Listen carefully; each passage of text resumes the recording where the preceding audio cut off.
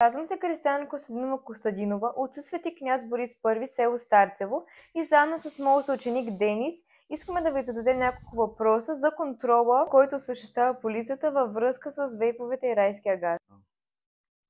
Здравейте! Казвам се Мирослав Марзянски и съм началник на група Криминална полиция в районно управление Златоград към областната дирекция на МВР Смолян. С доста дългогодишен стаж съм в системата на МВР и с удоволствие ще отговориме на въпросите, които имате с така актуалните теми, свързани с райския газ и вейповете в днешно време.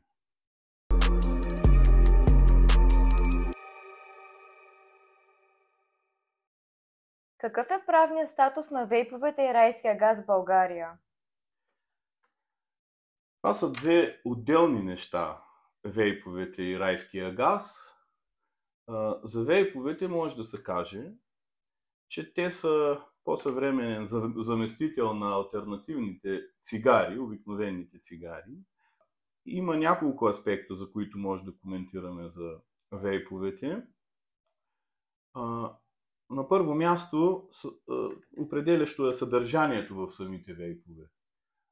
Има вейпове, които съдържат наркотични вещества. Те са забранени от закона и са криминализирани като престъпления в наказателния кодекс. Това са устройства, които са абсолютно забранени. Има вейпове, които имат тютюневи изделия, никотинови изделия в тях и такива, които са само с аромати.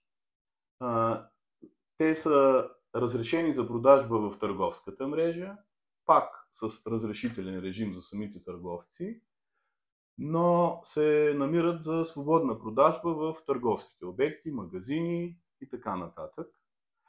Съответно, съществува забрана, регулация за продажба на тези устройства на лица не навършили 18 годишна възраст. Това са децата по смисъла на Закона за закрила на детето. По отношение на райския газ нашумя в последните няколко години като вещество, като газ, който се употребява предимно от младежките аудитории за предизвикване на еуфория, краткотрайна, но те носят значителни опасности за здравето при прекомерна употреба или системна употреба и рискове и за живота, вероятно. Наскоро, по-скоро към края на 1924 година, беше приета тотална забрана за продажба на райски газ на физически лица. С изключение на еднолични търговци, които извършват търговска дейност, конкретно разрешена за търговия с райски газ. Така че това са и двата елемента, и вейповете, и райския газ са с сериозна регулация и забрана за продажба и употреба. Има ли възрастово ограничение за закупуването и употребата им на райския газ и вейповете? Да, както казахме, регулацията по отношение на тия два елемента, вейповете и райския газ, е доста рестриктивна. Два закона обхващат и коментират ограниченията по отношение на тези вещества. Единият е закон за закрила на детето, другия е закона за здравето. В закона за закрила на детето е коментиран въпроса с продажбата. Там не е залегнал райския газ, но се обхваща алкохолните напитки, тютюневите изделия и нагреваеми, нажижаеми други тютюневи изделия, бездимни тютюневи изделия. Това са така наречените вейпове.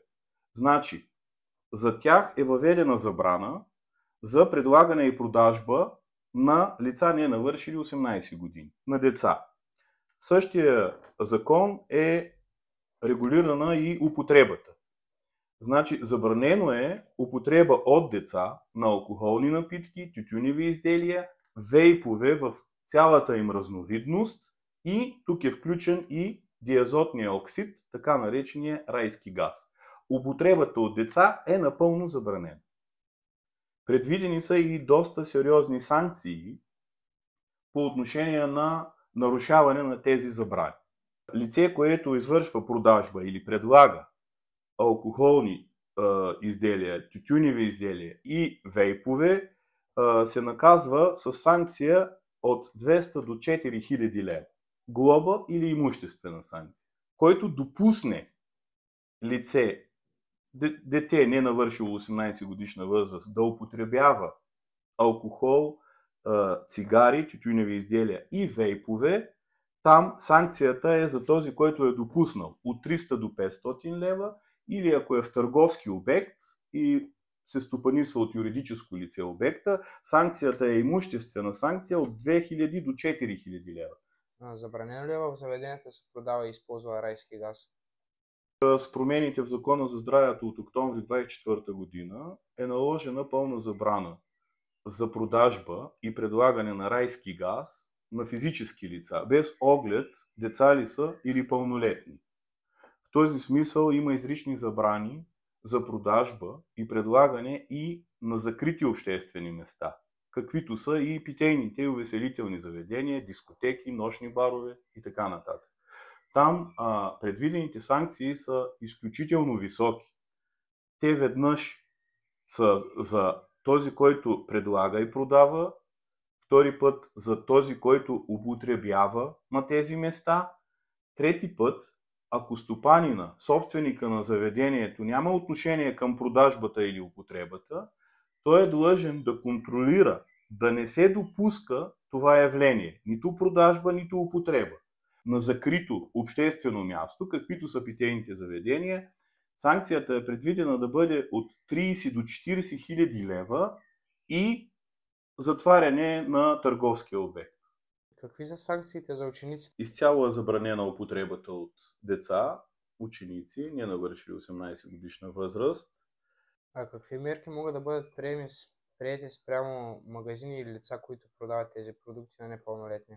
По отношение на вейповете, които са разрешени за търговия в търговските обекти, забраната за продажба на непълнолетни е изцяло въведена, така че там се осъществява контрол, включително и от полицейските служители, както и от другите компетентни органи.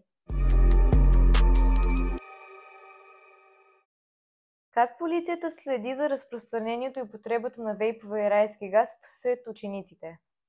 Това се случва чрез целенасочени проверки в зоните около училищата, в парковете и от нарядите, които осъществяват патрулно-постова дейност, униформените служители, от служителите от криминална полиция, които са цивилни и не са забелязани на пръв поглед. Също се извършват такива обходи и контрол, включително и служителя, който е от детска педагогическа стая. Той си има ангажименти и задачи, които по-често присъствие в училищата, да води наблюдение за средата, за местата, където вероятно се събират и биха си позволили употреба. Така че чрез такива обходи, целенасочени проверки и присъствие на местата, където присъстват. В големите междучасия също имаме така организация за поглед, контрол на тези места. В общи линии това са начините. Има ли случаи, в които полицията е установила продажбата на тези вещества в близост до училища и как се действа в такъв момент? Значи, продажбата на вейпове, райски газ е силно ограничена продажбата, но вейповете, които са разрешени за търговия в търговските обекти, последните 2 години нямаме констатирани случаи в нашата община, в Златоград, в селата, които са към община Златоград, на случаи на продажба от търговски обекти. В друг случай биха могли да се снабдят някои от ученици, от по-възрастни, които да бъдат предложени и дадени за употреба. Също нямаме такива случаи в зоните на училища и около самите училища. Съществуват ли кампании или съвместни инициативи между полицията и училищата за превенция на употребата на тези неща?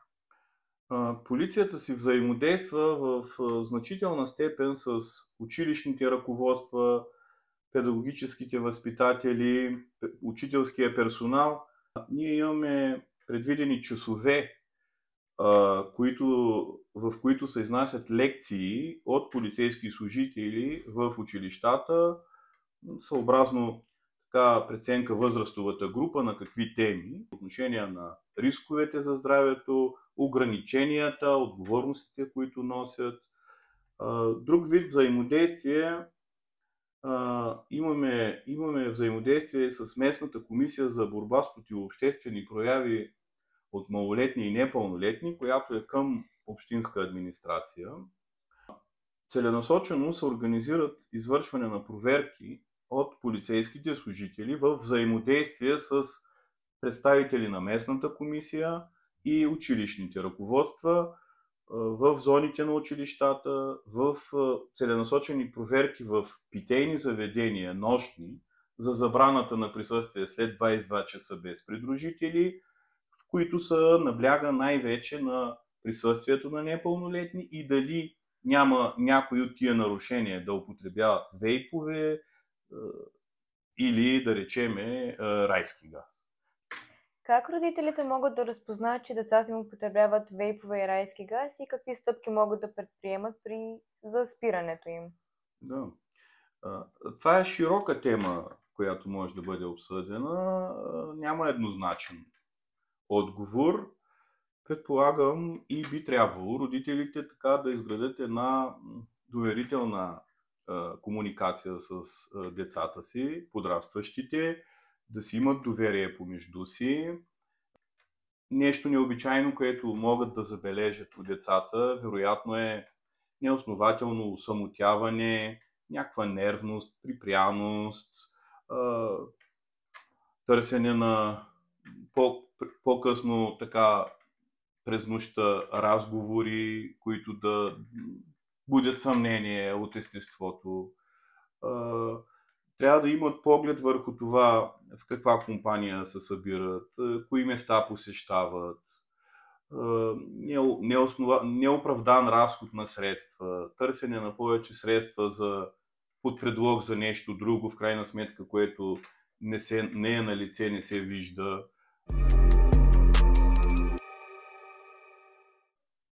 Как полицията реагира, когато болници сигнализират за ученици с интоксикация или други здравословни проблеми, свързани с тези вещества?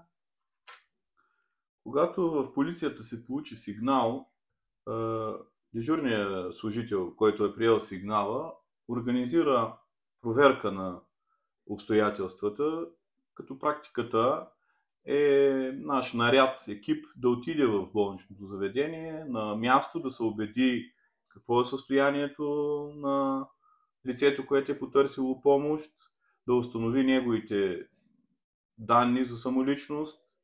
Ако състоянието му позволява да се води разговор с него, да придобием първоначална информация за това какво е употребило, къде е употребило, с кои лица е било, къде се е намирало, за да можем да изясним всички обстоятелства. И започва една проверка, която трябва да изясни всички обстоятелства, довели до това състояние на детето. Дадохте ни много важна и изчерпателна информация по отношение на вейповете и райския газ, която се надяваме да достигне до повече деца и родители.